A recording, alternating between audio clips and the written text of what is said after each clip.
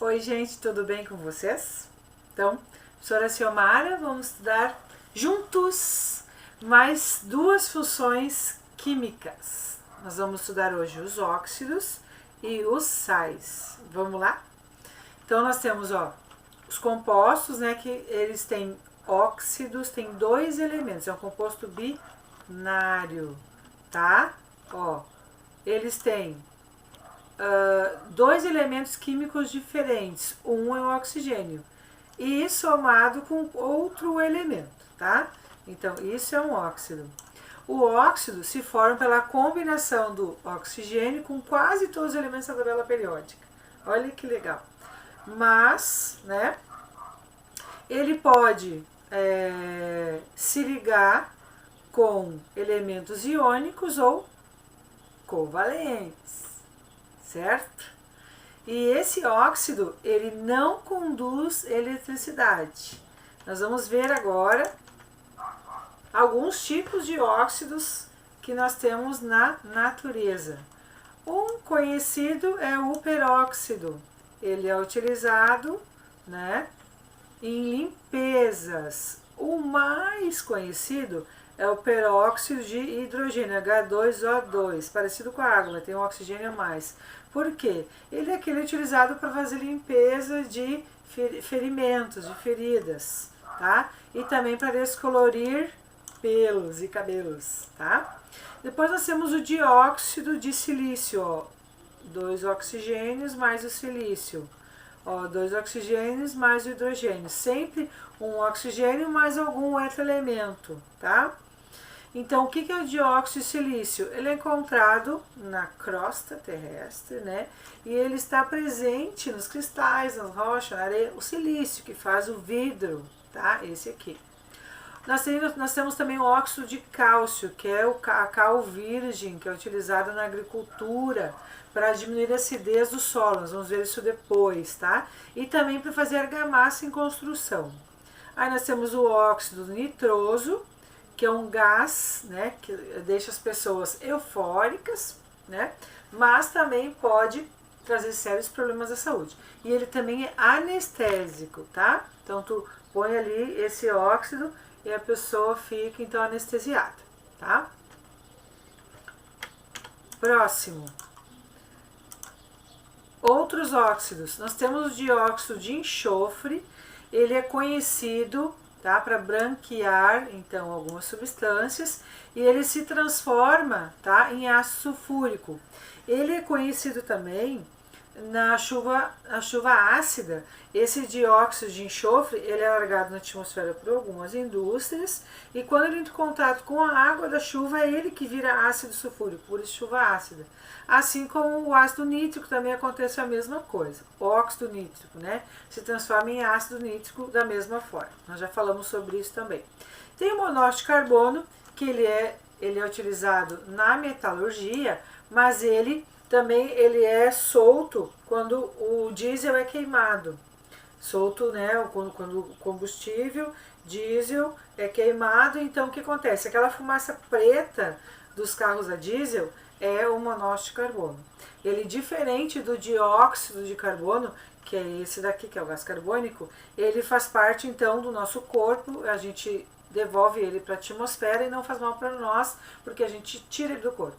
Agora o monóxido, quando tu respira isso, ele entra no teu sistema respiratório e gruda nas tuas hemácias. Isso pode causar até câncer no pulmão, tá? Causa intoxicação e até intoxicação grave. Aí nós temos a água, né, tá? Que é óxido de hidrogênio, né, que está em quase todo o planeta.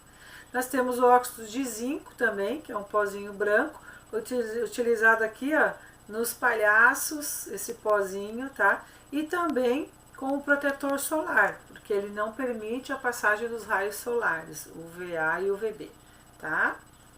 Então esses são os óxidos muito importantes e conhecidos no nosso planeta. Como tu reconhece então? Oxigênio mais um elemento, tá? Aí nós vamos ver agora os sais, que é a última função química que nós estamos estudando. Então, o sal, ele geralmente sai, tá, de uma reação de neutralização de um ácido mais uma base, daí nessa reação química de um ácido que é hidrogênio e uma base que tem OH, vai sair um sal mais a água, tá? Então eles reagem, ó, o H junta com o OH, vai dar água, e o Na com o Cl fica NaCl, é um sal. Esse aqui é o sal de cozinha, tá? Então você tem um ácido que é forte, uma base que é forte, eles se anulam, neutralizam e formam duas substâncias fracas, tá? Então ele é encontrado na natureza, né, de várias formas os sais. Esse sal de cozinha é um sal, né, o mais conhecido nosso. Mas nós temos vários sais. Nós temos aqueles que são encontrados também na forma sólida, né, mineral ou dissolvido, tá? Bom, eles têm, claro, sais apresentam sabor salgado, lógico. São altamente solúveis em água, né, tá? E aqueles que são muito duros, né, como o carbonato de cálcio, ele forma então um mármore, forma rochas, forma conchas, né? Então todos esses minerais muito sólidos também têm sais ali, só que insolúveis em água. Pega uma concha de um molusco, né, de um caramujo e tal, então tu não consegue dissolver, ele é duro, né? Isso tem carbonato de cálcio, mas também tem sais ali. Então tem os sais solúveis em água e os sais insolúveis. Aí, outra característica do sal, ele conduz eletricidade, né? Assim como o ácido e como a base. Então, quando ele conduz eletricidade? Quando está na fase líquida ou na fase em solução aquosa, tá? Porque daí os elétrons dos sais ficam soltos ali e aí eles andam e conduzem a corrente elétrica. Então, outra coisa, eles são geralmente sólidos a temperatura e pressão ambiente, normal, né? Então aqui, como eu já falei, são obtidos na mistura de ácido e base, tá? Continuando. Vamos ver alguns sais que nós temos na natureza. O cloreto de sódio, que eu já falei, que está na água do mar, né? Tá? E aí é utilizado também, ó, na produção da soda cáustica e do gás cloro. Esse mesmo sal de cozinha que a gente usa. Aí nós temos o carbonato de sódio, carbonato é esse aqui, CO3, e o sódio, né? É chamado de soda ou barrilha, também utilizado para limpeza, fabrica vidro, sabão, corante e trata a piscina, tá? Água da piscina. Aí tem o carbonato de cálcio, que é encontrado em rochas, né? Estalactite, estalagmite, já veio falar? Então, nas cavernas, né? Com ele se produz o cimento e a cal virgem também, tá? Assim como a cal virgem, ele reduz a acidez do solo. Aí nós temos o hipoclorito de sódio, que é antisséptico e limpa as roupas também.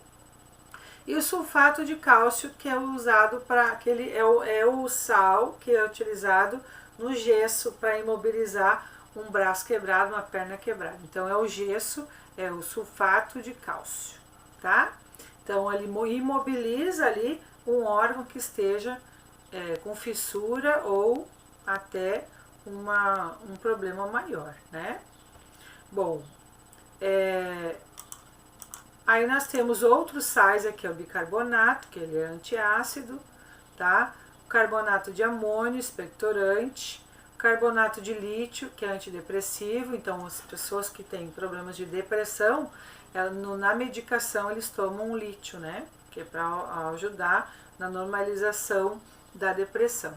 Aí tem o cloreto de sódio, que é o sal normal, que é colocado no soro fisiológico, o fluoreto de estanho 2, que fortalece o esmalte dental, nós temos o permanganato de potássio, que é para usar em micoses, tá? Que é muito importante para alergias e coisa assim. Aí o sulfato de ferro, tá? Que é utilizado para quem tem anemia. E o sulfato de magnésio, que é laxante. Então, olha quantos sais conhecidos que nós temos, né? No nosso dia a dia, que são importantíssimos, né, para o nosso conhecimento. Então são essas as funções químicas. E agora vamos ver os problemas ambientais. Como eu já falei, ó, a chuva ácida acontece, tá? Porque tu tem o ácido nítrico, tá? E o ácido nítrico que se transforma em ácido nitroso, esses dois aqui, vem do que? Dos óxidos de nitrogênio. E óxido de enxofre, né, se mistura com a água, se transforma em chuva ácida, tá? Então são os problemas ambientais que nós temos. Aí nós temos aqui a formação da cárie, nós temos essa bactéria que é Streptococcus, ó, que ela tira os minerais do nosso dente, tá? Produzindo ácido lático. E aí, tu vai ter uma desmineralização dos sais do dente, por causa dessa bactéria, tá? E o problema ambiental é a salinização ou acidez das águas e degradando o ambiente. Então, o problema vai ocorrer erosões, vai ocorrer morte das plantas, tudo por causa de uma acidez maior, tá? Ou uma salinização maior. E com isso nós vamos encerrando este assunto, né? Espero que vocês tenham entendido tudo. Tudo de bom e beijinho.